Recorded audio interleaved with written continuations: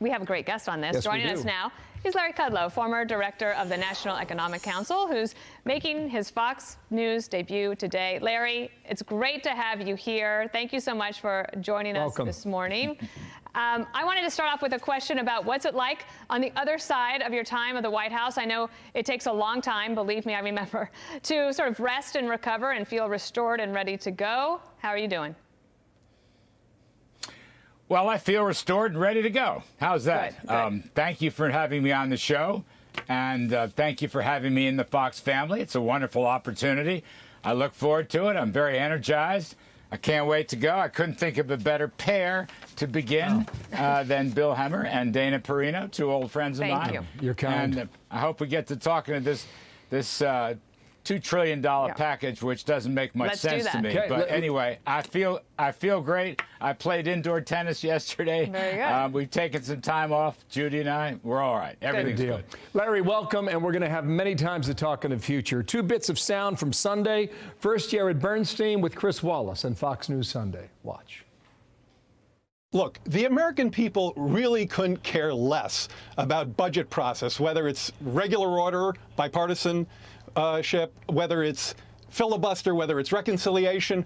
They need relief, and they need it now. So the urgency here is the cost of inaction, and the plan is scaled to finally meet the challenge. Okay, so there is the message on Fox. Here, Larry, is the message on CBS. This is Cedric Richmond, a White House advisor. Watch. If you think of all the frontline workers that are out there risking their lives every day, they shouldn't have to work two jobs just to make a living wage and live above the poverty line. Look, the other people want to argue process. We want to argue purpose in moving this country forward. So they were arguing the same thing. American people care about progress and not the process. How's that process going to go, do you think? Well, I think, my friend Jared Bernstein, good man. We disagree on some things, but he's a friend. I think he's right. I don't think the issue here is about process or reconciliation, which needs only 51 votes. Republicans have used that tool in the past. I think it's about policy, however. I mean, look, let's take one thing that has nothing to do with anything as far as COVID is concerned, and that's raising the national minimum wage. You know who that's going to hurt the most?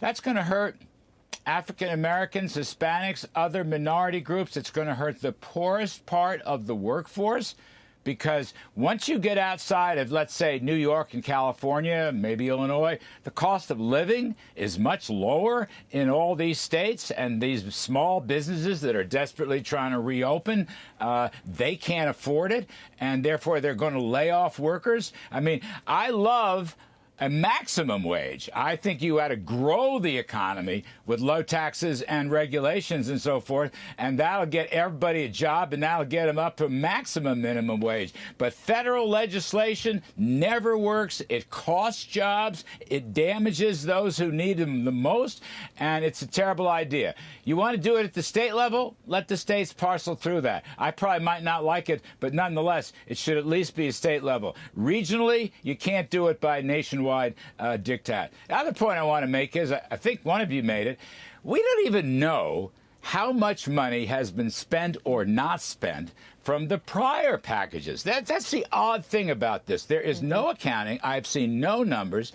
I've been checking around with all my contacts.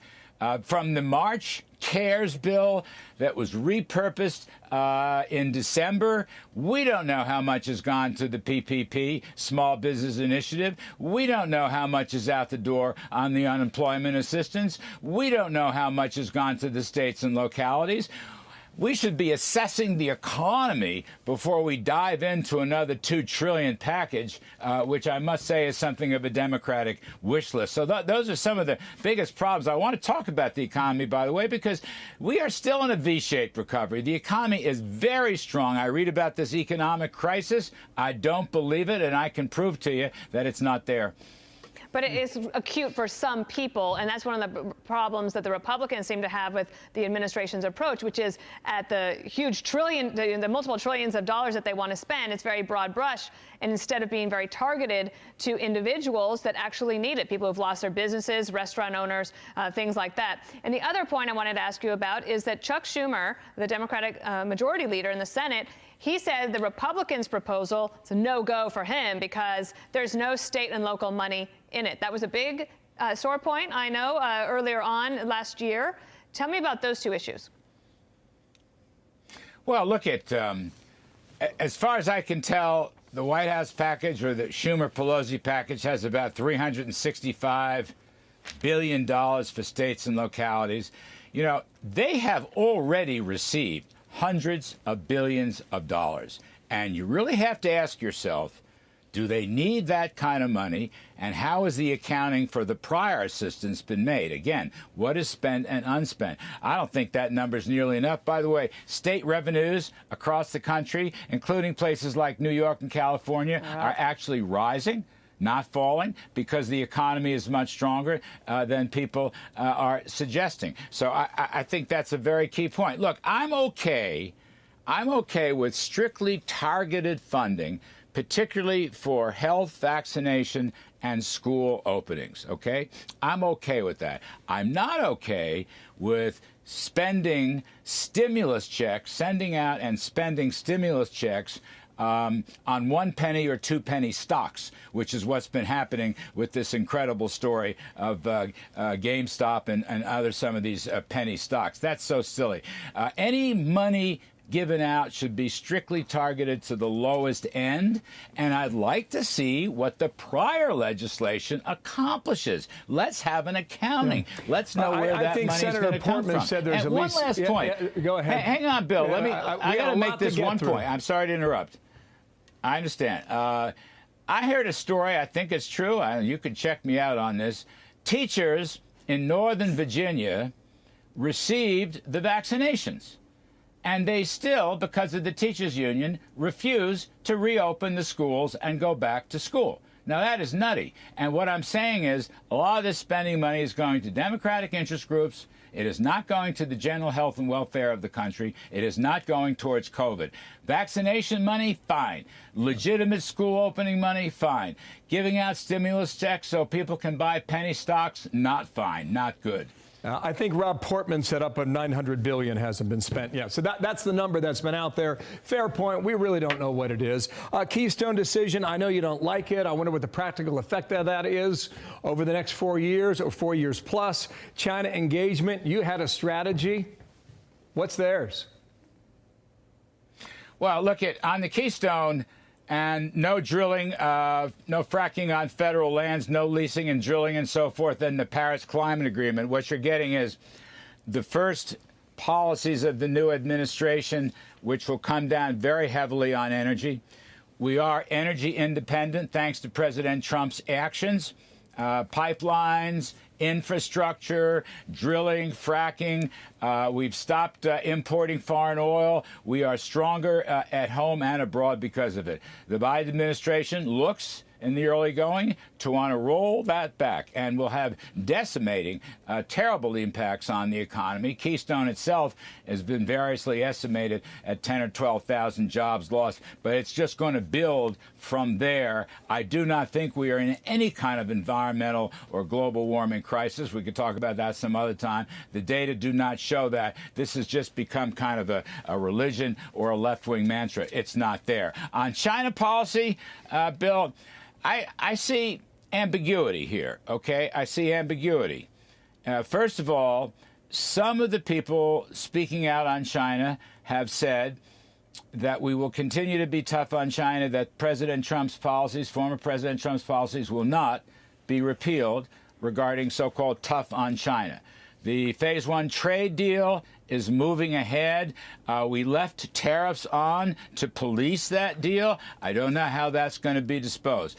Some of the cabinet appointees have been less than clear about keeping Huawei out of the United States, the telephone company, which we have banned. It's on the so-called export ban list, or the blacklist. That's important to keep. So I've heard some good things about China policy, and I've heard some ambiguous things. We don't exactly know yet. We must stand tall with China. They are a competitor, but I think increasingly they are an enemy of the United States, particularly regarding national security. And we must protect the crown jewels of technology. That was the thrust of President Trump's China policy. That's what Lighthizer and I and Mnuchin worked on. The crown, and Wilbur Ross, the crown jewels of our policy must protect new technological advances, which is the heart of the creative destruction economy. It is the heart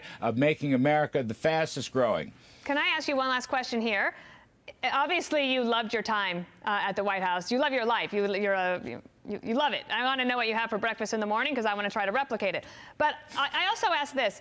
Is there something that was left undone, something that you didn't have a chance to finish during the Trump administration that you wish you would have had a chance to do?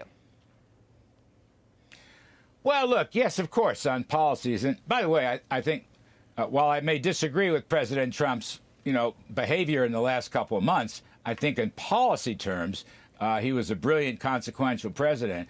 We could have gone further, Dana, on tax reduction and reform, pro-growth tax reduction and reform, because our tax cuts helped those who needed it the most. It was the middle and lower end. We could have gone further on deregulation, in my judgment. We went across the board, but I still think there was unfinished work to do. We made great progress on 5G, all the telephone connections, ultra-fast telephone connections, which we spearheaded at NEC. But we could have gone further. We made great progress there. I would have liked to have had more opportunities. There are a number of areas of unfinished work. You got a lot done, too. You mentioned the last couple of months. When was the last time you talked to President Trump? I spoke to him on the Thursday before the inauguration. We had a lovely, 20-minute chat. He was very gracious. He was very kind. He was very complimentary. We talked mostly about our achievements as an administration in the policy areas that I mentioned, and then some. He was much calmer at that point. Did you talk about he put out some great videos. Did you talk about the events of January 6th, Larry? No, we did not. We did not. I think the president knew my view. He put out some very good videos abhorring violence towards the very end. I wish he had done that 2 months earlier and stayed with that. I've always felt, Bill, that when the Electoral College voted Mr. Biden as president-elect, President Trump would have been better advised to talk about his great policy achievements in foreign policy, the Middle East, for example, China, and in economic policy. We were having a gangbuster recovery. Even now, we are in a V-shaped recovery while this pandemic continues to play out. I would have preferred that. And, I think at some point the Republican Party needs to think about really saying, from these crazy far-right groups, just as these crazy far-left groups, both parties ought to just say, we don't want your type. We do not. I remember my dear great friend and mentor, the late William F. Buckley. He threw out the John Birch Society in the 1950s. He just threw them out through his magazine, National Review. And the Republican Party followed suit because they were extreme, crazed, anti-Semitic, and so forth. There was no room in the GOP. Yeah. I would like to see President Trump and other spokespeople throw out some of these crazy groups, and I think Democrats should throw them out on the left wing as well. But President Trump, phenomenal policy achievements. He will go down in history for that. And my guess is we have not heard the last from him on a number of things. Larry, we have a lot to talk about. Thank you for the time today, but we're out of time. To be continued. Look out for Pirro. She's a tough one, okay? Welcome to the Fox family. Welcome, Larry. Thanks for being here. Thank you. I appreciate it very much. Great to be here. Appreciate it.